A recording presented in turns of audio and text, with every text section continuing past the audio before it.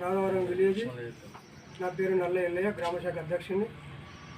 ఇక్కడ ప్రతిరోజు ఇసుక తరలిస్తుంది. నైట్ లారీలతో డంప్ చేస్తాం. మన విలేజ్లో పోయాండి వద్దట్లే. మన విలేజ్ దాకా లారీలతో తరలించకుండా మేము నైట్ ఆపేదాన్ని కూడా మా గల్లలు పట్టడం జరిగింది. చాలా బూతులు సుధా తిట్టింది, విపరీతమైన తిట్లు తిట్టింది. ఆ తిట్లు చెప్పుకునేది కాదు, దుర్భాషలు బాగా తిట్టినాక మేము వద్దురా బాబు అంటే మీరు ఎవరు చెప్పుకోండి, పోలీసు వాళ్ళని చెప్పుకున్నా మేము తొక్కుంటూ పోతాం, మిమ్మల్ని కూడా తొక్కుంటూ పోతాం, ట్రాక్టర్తో తొక్కుంటూ పోతాం అన్నారు. సరే తొక్కుంటూ పోతామని మేము 100కి కాల్ చేసినాం. 100కి కాల్ చేయగానే కానిస్టేబుల్కి ఫోన్ చేస్తామని చెప్పింది.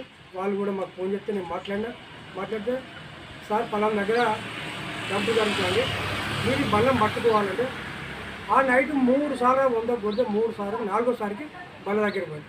ఈ బండ్లకు వాళ్ళ ఫస్ట్ స్టార్టింగ్లో ఆ బండ్ల ఓనర్గా ఫోన్ చేస్తాడు, మేము వస్తాను, మీరు బండ్లు అంచెల్లి తప్పుతో పట్టిస్తాను, దాస్తాను, ఆ డంపులకి వెళ్ళి పక్కకు కొడతాను. అరే లేవు కానీ డాక్టర్లు బండ్లు లేవు అని చెప్తాను. కానీ బండ్లు నైట్ కూడా నడిచాయి. నైట్ కూడా డిఎస్పీ ఫోన్ చేసినాం, ఎస్ఐ ఫోన్ చేసినాం, చేసినా కానీ నైట్ పోయినా బండ్లు లేవంటారు. నైట్ ఇష్టం వచ్చాయి, 3 బండ్లు కొట్టాయి. ఇక్కడ చర్చి దగ్గర కొట్టినాయి, ఇక్కడ వేరే దగ్గర కొట్టినాయి. అయినా దీన్ని పోలీసు సిబ్బంది పట్టించుకోవట్లేదు.